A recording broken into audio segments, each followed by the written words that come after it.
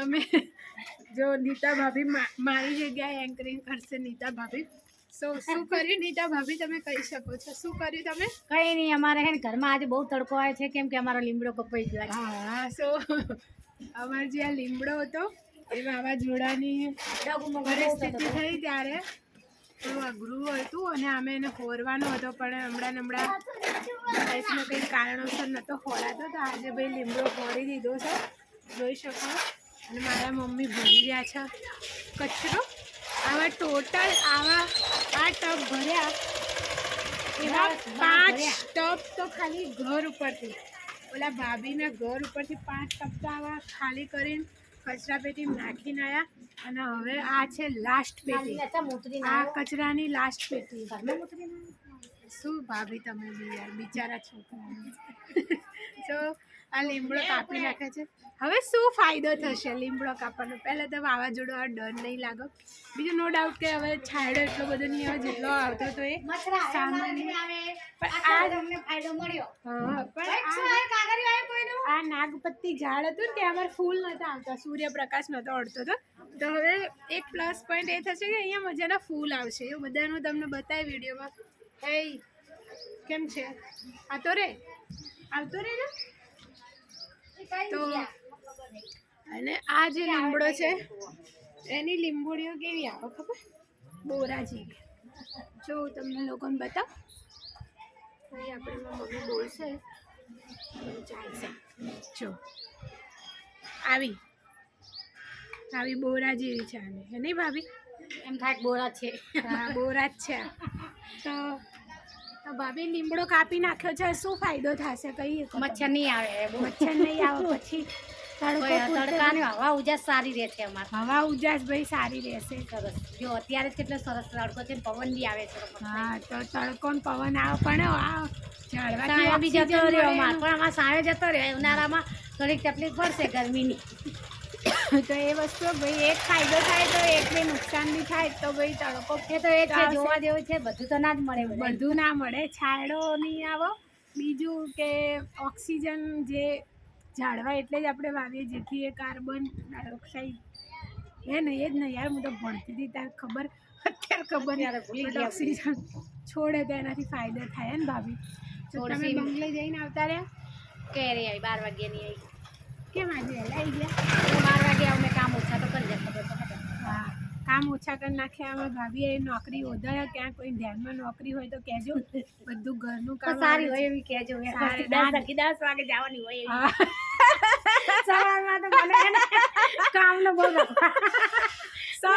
ભલે 11 વાગે હશે તો ચાલશે. 10 વાગે જવાનું, ભલે સાંજે 5 વાગે આવું તો ચાલશે. આવી કોઈ નોકરી હોય તો કહેજો. તમને શું કામ કરતા આવડે, પણ રાતા આવડે બધું?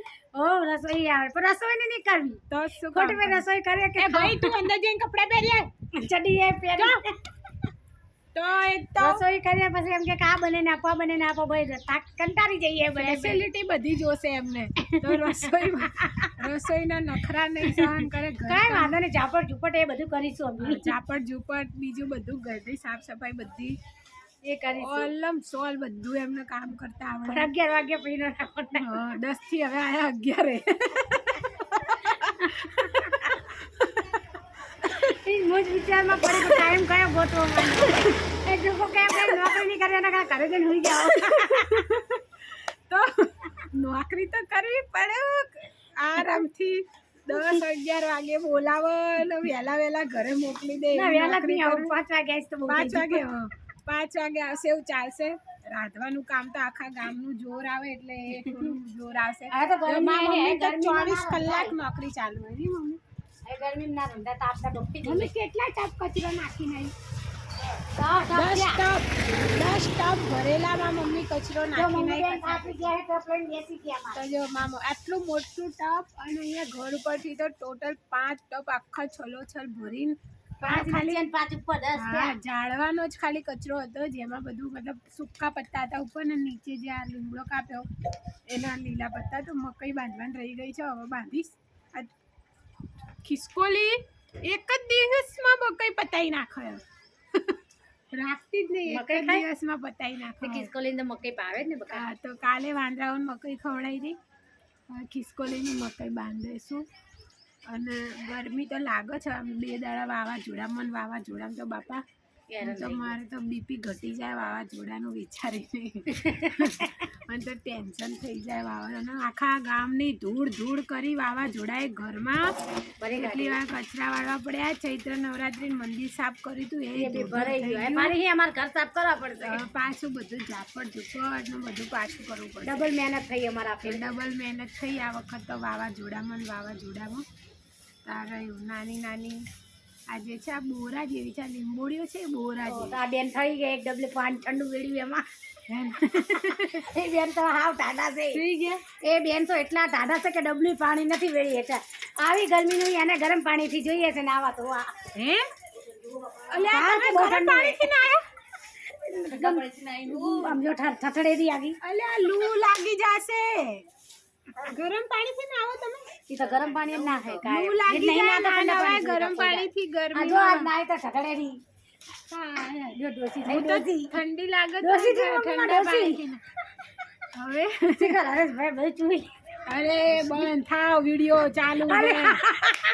ભાઈ આ જાહેરમાં જગમાં વિડિયો જાહે, તમે તમારા હસબન્ડ વાઈફ ના મજાક કરી.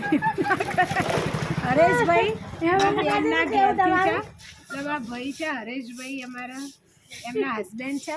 અને મારા નીતા ભાભીના ઘરવાળા નામ બકાભાઈ. તો આ લોકો જોડે બેહાય જ નહીં. આ લોકો ડબલ મિનિંગની આખા ગામની વાતો કરે. ના હવે તો આ રાખવાનું થાય જ છે. મારા બકા ભાઈ બધી વાત પહોંચાડવાની છે કે આ જો નીતા ભાભી આખો દાડી જો હવે બેહીન કેવું કરો તો જો તારા કઈ દેવું. આ તો પેલું ઉત્તરાયણ વાળો વિડીયો ચક્કે તો ને એવું થયું. મતલબ અમારે તો અહીંયા એવો માહોલ છે અમારા ઘરની આગળ તો કે અમને એવું લાગે અમે ગામડામાં રહેતા હોય. ઓટલો હોય, ઝાડ ને બાજુ લાકડા ને બધું. અમે ગામડામાં રહેતા હોય ને એવું લાગે. મને લાગે જ નહીં કે અમદાવાદ સિટીમાં રહીએ. આમ જો આમ બહાર નીકળે ચૂલો, પાછો ચૂલો, બધી સુવિધા મળી જાય અહીંયા. એવું જ લાગે કે ગામડામાં રહેતા હોઈએ. મમ્મી ધાર્યું પાછું હાલ દેવાનું કે રાખવું? રાખવું? જમીનને કહું હાલી આવો લે. જમીન ઘણા બાર ધાર્યું હાલ દે.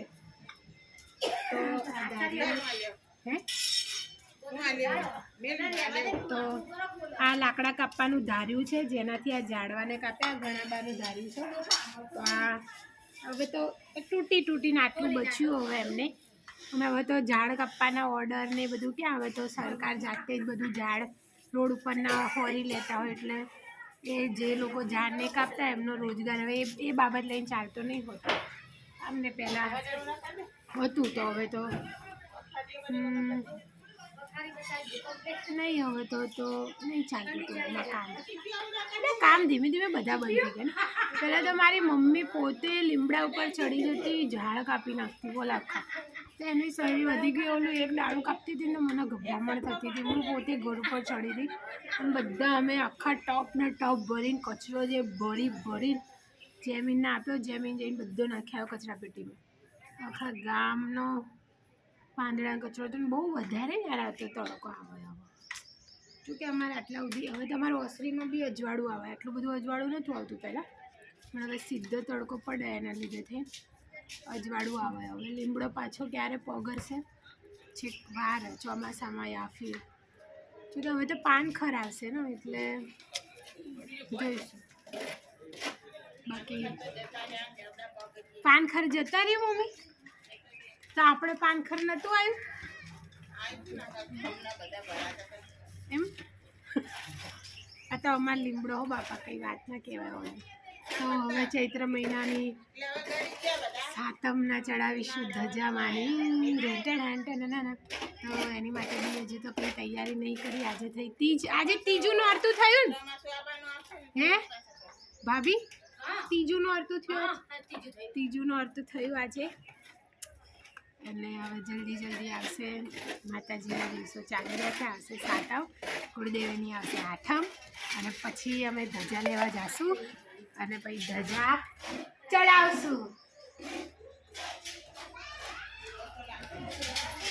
બીજું એ કે જો તો બસ એ જ છે કે ભાઈ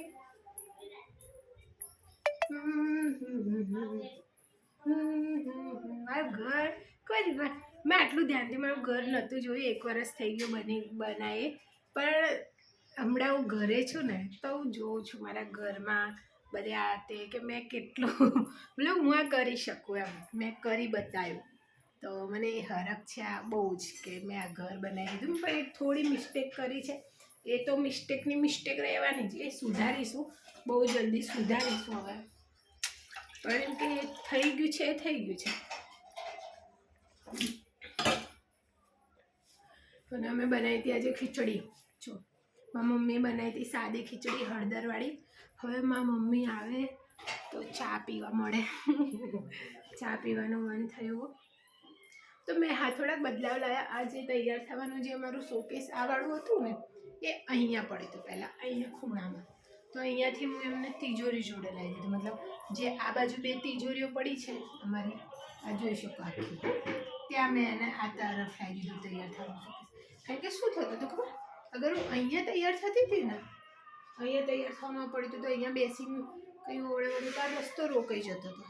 તો હવે અહીંયા જ ખુરશી મૂકીને કંઈ ક્રીમ વ્રીમ લગાવી શકીએ.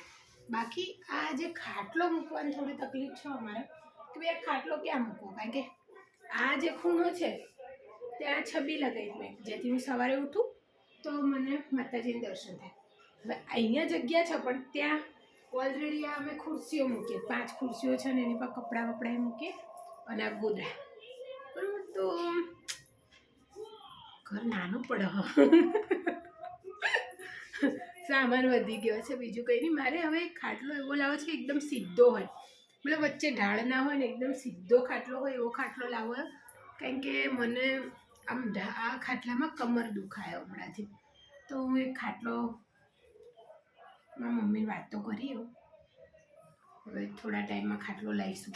પણ આ દવાખાનાનું કેવું રહે, ઓપરેશન રહે, તો પાર્ટ લાવી કે શું લાવવું, લોખંડનો સીધો ખાટલો લાવવો એ હજુ ડિસિઝન નહીં લીધું. પણ એક ખાટલો અને એક ટેબલ પંખો એ મારે લાવવું પડશે. કારણ કે મને ઘણીવાર બહુ વધારે ગરમી લાગવા લાગે, ઘણીવાર બિલકુલ ના લાગે, ઘણીવાર ઠંડી લાગે. કાલ રાત્રે હું ધૂસો ને ગોદડું ઓઢી ઊંઘી હતી, કાલ રાત્રે મને ઠંડી લાગતી હતી. તો આવું બી થાય છે. પણ બસ કંઈક આવું જ છે જીવન, અને મજાનું જીવન ચાલી રહ્યું છે, પ્રભુની દયા છે. અને બસ હમણાં મેં કાલે કચરો વાળી દીધો. અમારા પતરા ઉપર તો એટલા મસ્ત ચોખ્ખા અને નવા પતરા લાગતા હતા. હું પહેલાં એમના ઘર ઉપર ચડી હતી, આમના ઘર ઉપર હમણાં જો સામે દેખાય એમના ઘર ઉપર હું ચડી હતી તો મેં જોયું એટલું જ મસ્ત ઘર લાગતું હતું ઉપરથી મારે, એટલે બહુ જ મસ્ત લાગતું હતું, ચોખ્ખું એકદમ ચડચડાક ચોખ્ખું લાગતું હતું. તો બસ હવે આ બધું ઝાડ જેટલું હોરવું હતું હોરી લીધું. ચમ હા અરે હું ભાઈ ગાંડા થઈ ગયા હતા આ લોકો. જોજો આ લોકો એક તો નાલાયકો છે આ લોકો, ભાભીઓ મારી. સો ચલો મળીએ આપણે બીજા બ્લોગમાં. Okay bye.